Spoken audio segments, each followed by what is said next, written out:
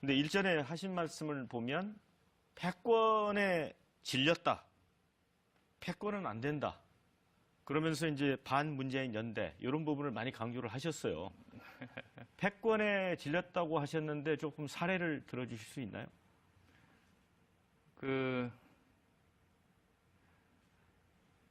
이제 이번 대선은 뭐 저와 문재인 대표 간의 전 대표 간의 대결이 될 거라고 말씀드렸지 않습니까? 같은 당에 계셨기 때문에 제가 질문을 드리는 겁니다. 예. 그런 사례들이 있는지. 네.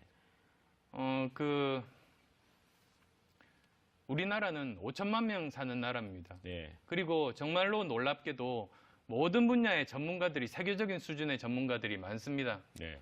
근데 그러함에도 불구하고 이 국민들을 반을 적으로 돌리고 네. 그리고 나머지 절반 중에서도 자기가 만나본 사람 그 중에서도 자기 말을 잘 듣는 사람들과만 함께 한다면 그거야말로 굉장히 폐쇄적이 됩니다. 그런 것들이 사실은 패권 세력들의 특징입니다. 박근혜 정부도 마찬가지였습니다. 네. 그런 것들이 없어야 한다는 뜻에서 말씀드린 겁니다. 그러면 국민의당 창당 과정에서 이 패권과 관련이 있는 겁니까?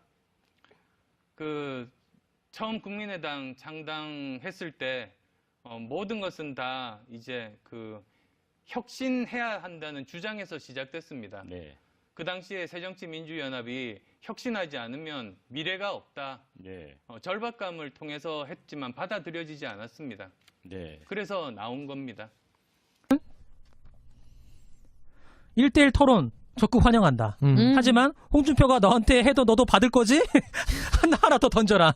이 두 가지 해결책을 줬습니다. 근데 나는 이게 왜 좋은 글이라고 생각을 했냐면 나도 이 생각을 조금 했어. 왜냐면 제가 토론토를 다 봤잖아요. 11차까지. 네. 그 졸라 긴 거. 토론을 잘해. 대본이 없으면 죽 쓰는 거 안철수라고. 근데 얘가 지금 호랑이 굴로 들어왔다는 거야, 지금. 이제 잡아먹으면 돼. 그러니까 오케이, 네가 얘기했으니까 말을 이미 뱉어놨습니다. 그럼 한번 하자. 선관위에서 허락을 해준다면 토론 없이 해보자. 대본 없이 해보자. 아, 그렇지. 토론 없이 해보자. 예. 뭐 하자는 거야, 그럼? 싸우자는 거지. 링에서 하자. 현피하자, 현피. 링에서 하면은 뭐 아직 좀 그래도 나이가 있어서 좀 걱정되긴 하지만 그래도 문 후보가 이기지 않을까. 아, 웃겨. 예. 토론 없이 해보자. 특전사 출신과 한 번도 안 싸워본 것처럼 생긴. 그렇지. 안철수는 토론 젬병입니다. 왜냐면 왜 젬병이냐면 내가 이거 하나 일화를 한번 얘기를 해볼게요. 네. 그 KBS 특별기획 네. 대선 주자한테 듣는다 이런 게 있었어요. 있었어요. 거기에 이제 사회자가 안철수한테 이런 질문합니다. 친문 패권에 질렸다고 하는데 사례를 들어줄 수 있나요? 이제 이번 대선은 저와 문재인 대표의 대결이라고 말씀드렸지 않습니까? 헛소리를 해. 같은 당에 계셨기 때문에 제가 질문을 드리는 겁니다. 사회자가 어떤 사례가 있는지 우리나라는 5천만 명이 사는 나라입니다. 진짜? 네. 그리고 정말로 놀랍게도 모든 분야의 전문가들이 세계적인 수준의 전문가가 많습니다. 그럼에도 불구하고 이 국민들을 반을 적으로 돌리고 나머지 절반 중에서도 내가 만나는 사람 이렇게 하면 폐쇄적이 됩니다. 아니 보세요. 사례를 들어달라 그랬는데 국민의 반이 우리나라 5천만 명이 살고 그중에 반을 같은 편을 만들고 패권 세력의 특징이 이렇게 얘기를 하고 있어. 그런 것들이 없어져야 한다는 뜻에서 말씀을 드린 겁니다. 이렇게 마무리를 해. 자, 사례가 뭡니까? 마무리는 그런 거죠. 없어져야 된다는 뜻입니다. 없던 뜻 아니야. 말 못하는 거죠. 전형적인 말바보네요. 그리고 안철수는 내가 어떤 걸 느꼈냐면 질문을 하면 사람이 생각하잖아요. 자, 어떻게 잘 지내셨나요? 그러면 어제 뭐 먹었나요만 해도 어제 점심 때 뭐를 먹고 2초 3초에 텀이 있기 마련이야. 그럼요. 근데 안철수는 토론할 때도 내가 봤는데 1초 안에 답변이 나와. 이거 답변을 외우고 돌려쓰고 있다는 거지. 그러니까 생각을 안 하고 지금도 아니면 작전 중에 하나 5천만 명이 산다로 넘어가라 이거 하나 있나 봐.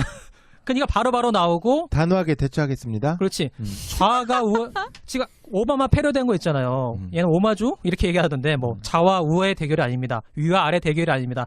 외운 걸 그렇게 얘기하는 거야. 질문의 맥락이나 상관이 없다는 거지. 그러다 갑자기 누굽니까 이거 하고 그러니까 대본 없어봐 토론 잘하겠냐고. 문캠 얘기는 끝난 거예요? 그리고 대처를 잘못하고 있죠.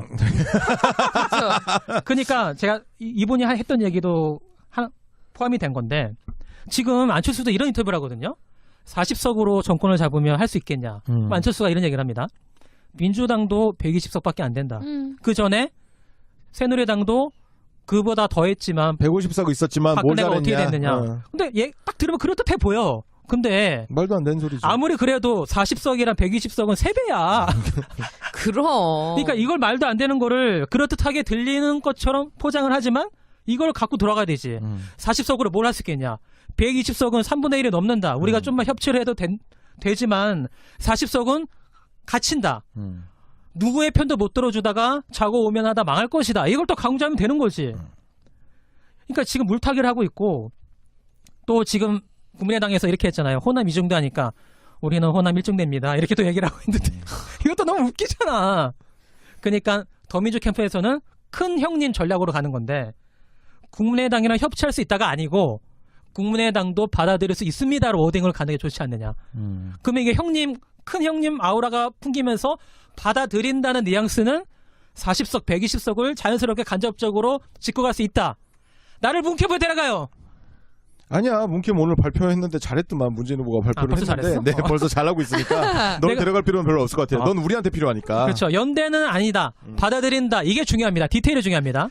자, 이제 새정치에 대해서 몇 년 전부터 저한테 물어볼 때 저는 이렇게 답했습니다. 그 세상 바뀌는 거를 막는 기득권 정치와 싸우는 게 새정치다. 네.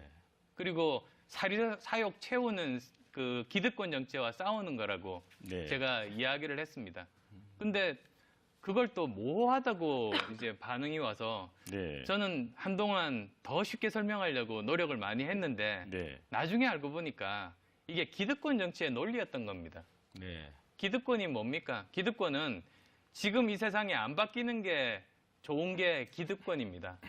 그런데 이제 새 정치를 통해서 기득권 바꾸겠다고 제가 나서니까 네. 어떻게든 흠집을 내야 되고 네. 거기에 대해서 뭐 무조건 이해 못하겠다, 모호하다고 했던 겁니다. 그래서 저는 그 다음부터는 뭐라고 비판하든 저는 기득권 정치와 싸우는 게 새 정치다라고 지금까지 계속 이야기하고 있습니다. 근데 일전에 하신 말씀을 보면 패권에 질렸다. 패권은 안 된다. 그러면서 이제 반문재인 연대 이런 부분을 많이 강조를 하셨어요. 패권에 질렸다고 하셨는데 조금 사례를 들어주실 수 있나요?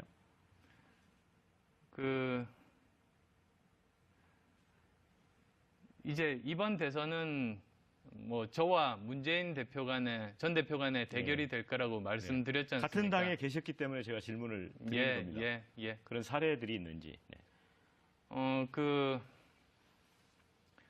우리나라는 5천만 명 사는 나라입니다. 네. 그리고 정말로 놀랍게도 모든 분야의 전문가들이 세계적인 수준의 전문가들이 많습니다. 네.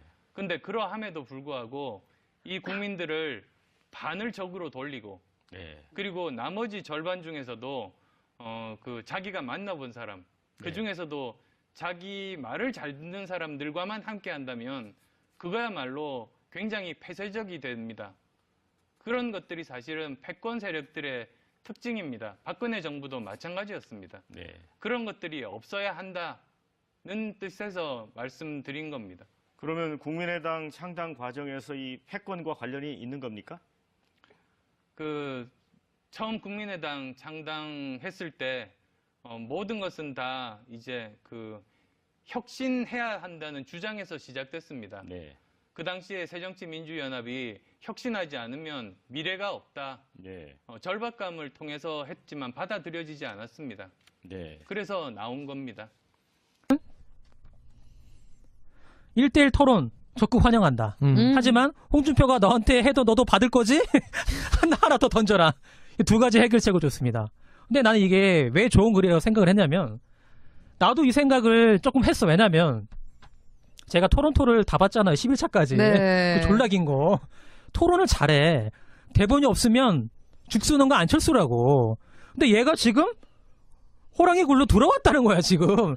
이제 잡아먹으면 돼. 그러니까 오케이, 네가 얘기했으니까 말을 이미 뱉어놨습니다. 그럼 한번 하자. 선관위에서 허락을 해준다면 토론 없이 해보자. 대본 없이 해보자. 아, 그렇지. 토론 없이 해보자. 예. 뭐 하자는 거야, 그럼? 싸우자는 거지. 링에서 하자. 현피하자, 현피. 링에서 하면은 뭐 아직 좀 그래도 나이가 있어서 좀 걱정되긴 하지만 그래도 문 후보가 이기지. 네. 그리고 사욕 채우는 그 기득권 정치와 싸우는 거라고 네. 제가 이야기를 했습니다. 근데 그걸 또 모호하다고 이제 반응이 와서 네. 저는 한동안 더 쉽게 설명하려고 노력을 많이 했는데 네. 나중에 알고 보니까 이게 기득권 정치의 논리였던 겁니다. 네. 기득권이 뭡니까? 기득권은 지금 이 세상에 안 바뀌는 게 좋은 게 기득권입니다. 그런데 이제 새 정치를 통해서 기득권 바꾸겠다고 제가 나서니까 네. 어떻게든 흠집을 내야 되고 네. 거기에 대해서 뭐 무조건 이해 못하겠다, 모호하다고 했던 겁니다. 그래서 저는 그 다음부터는 뭐라고 비판하든 저는 기득권 정치와 싸우는 게 새 정치다라고 지금까지 계속 이야기하고 있습니다. 근데 일전에 하신 말씀을 보면 패권에 질렸다. 패권은 안 된다. 그러면서 이제 반문재인 연대 이런 부분을 많이 강조를 하셨어요. 패권에 질렸다고 하셨는데 조금 사례를 들어주실 수 있나요?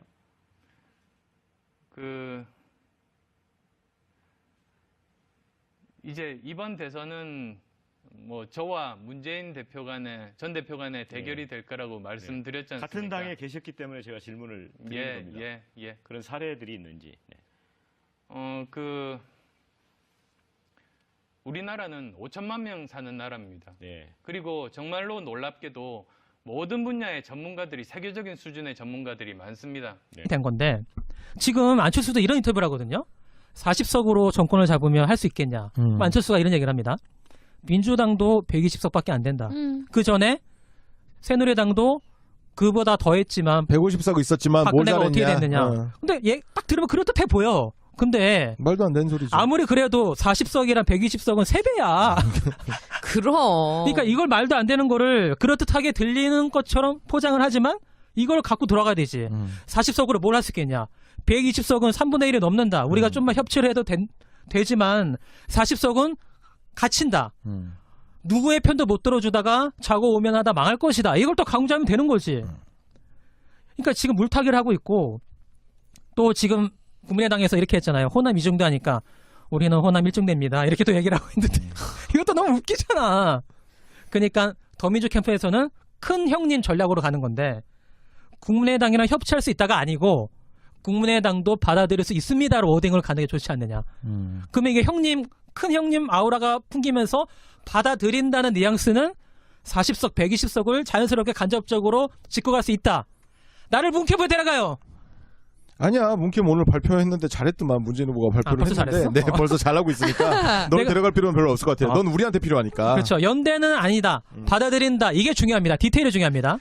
자, 이제 새 정치에 대해서 몇 년 전부터 저한테 물어볼 때 저는 이렇게 답했습니다. 세상 바뀌는 거를 막는 기득권 정치와 싸우는 게 새 정치다. 네. 했지만 받아들여지지 않았습니다. 네. 그래서 나온 겁니다. 1대1 토론 적극 환영한다. 하지만 홍준표가 너한테 해도 너도 받을 거지? 하나 더 던져라. 이 두 가지 해결책을 줬습니다. 근데 나는 이게 왜 좋은 글이라고 생각을 했냐면 나도 이 생각을 조금 했어. 왜냐면 제가 토론토를 다 봤잖아요. 11차까지. 네. 그 졸라 긴 거. 토론을 잘해. 대본이 없으면 죽 쓰는 거 안철수라고. 근데 얘가 지금 호랑이 굴로 들어왔다는 거야, 지금. 이제 잡아먹으면 돼.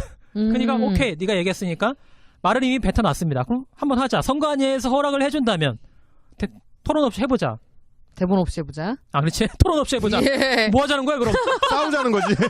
링에서 하자. 현피하자, 현피.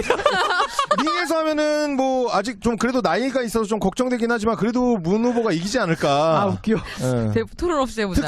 특전사 출신과 한 번도 안 싸워본 것처럼 생긴. 그렇지. 안철수는 토론 젬병입니다. 왜냐면 왜 젬병이냐면 내가 이거 하나 일화를 한번 얘기를 해볼게요. 네. 그 KBS 특별기획 네. 대선 주자한테 듣는다 이런 게 있었어요. 있었어요. 거기에 이제 사회자가 안철수한테 이런 질문합니다.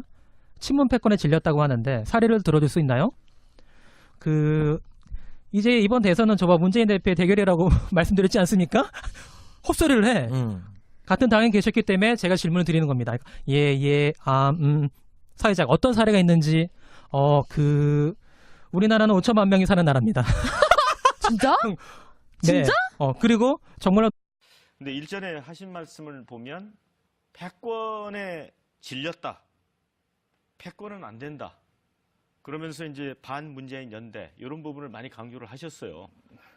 패권에 질렸다고 하셨는데 조금 사례를 들어주실 수 있나요?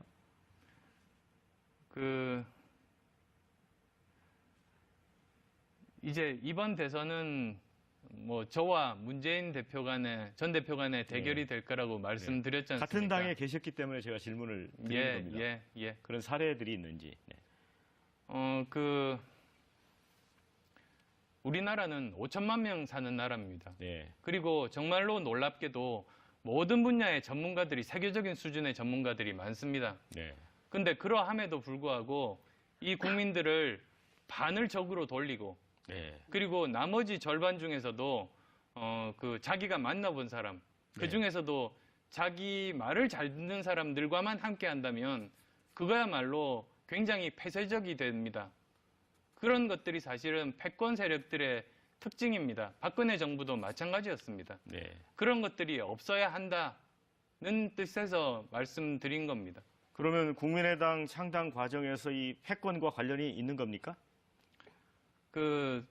처음 국민의당 창당했을 때 모든 것은 다 이제 혁신해야 한다는 주장에서 시작됐습니다. 네.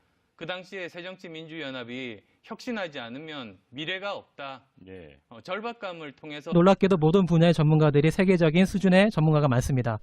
그럼에도 불구하고 이 국민들을 반을 적으로 돌리고 나머지 절반 중에서도 내가 만나는 사람 이렇게 하면 폐쇄적이 됩니다. 아니 보세요. 사례를 들어달라 그랬는데 국민의 반이 우리나라 5천만 명이 살고 그중에 반을 같은 편을 만들고 패권 세력의 특징이 이렇게 얘기를 하고 있어. 그런 것들이 없어져야 한다는 뜻에서 말씀을 드린 겁니다. 이렇게 마무리를 해. 자, 사례가 뭡니까? 마무리는 그런 거 없어져야 된다는 뜻입니다. 없던 뜻 아니야. 말 못하는 거죠. 전형적인 말바보네요. 그리고 안철수는 내가 어떤 걸 느꼈냐면 질문을 하면 사람이 생각하잖아요. 자, 어떻게 잘 지내셨나요? 그러면 어제 뭐 먹었나요?만 해도 어제 점심 때 뭐를 먹고 그럼 2초, 3초에 텀이 있기 마련이야. 그럼요. 근데 안철수는 토론할 때도 내가 봤는데 1초 안에 답변이 나와. 이거 답변을 외우고 돌려쓰고 있다는 거지. 그러니까 생각을 안 하고 지금도 아니면 작전 중에 하나 5천만 명이 산다로 넘어가라 이거 하나 있나 봐. 그러니까 바로바로 나오고 단호하게 대처하겠습니다. 그렇지. 좌가 우와 지금 오바마 패러디한 거 있잖아요. 얘는 오마주 이렇게 얘기하던데 뭐 좌와 우의 대결이 아닙니다. 위와 아래 대결이 아닙니다. 외운 걸 그렇게 얘기하는 거야. 질문의 맥락이나 상관이 없다는 거지. 그러다 갑자기 누굽니까 이거 하고. 그러니까 대본 없어봐 토론 잘하겠냐고. 문캠 얘기는 끝난 거예요? 그리고 대처를 잘못하고 있죠. 그렇죠. 그러니까 제가 이분이 했던 얘기도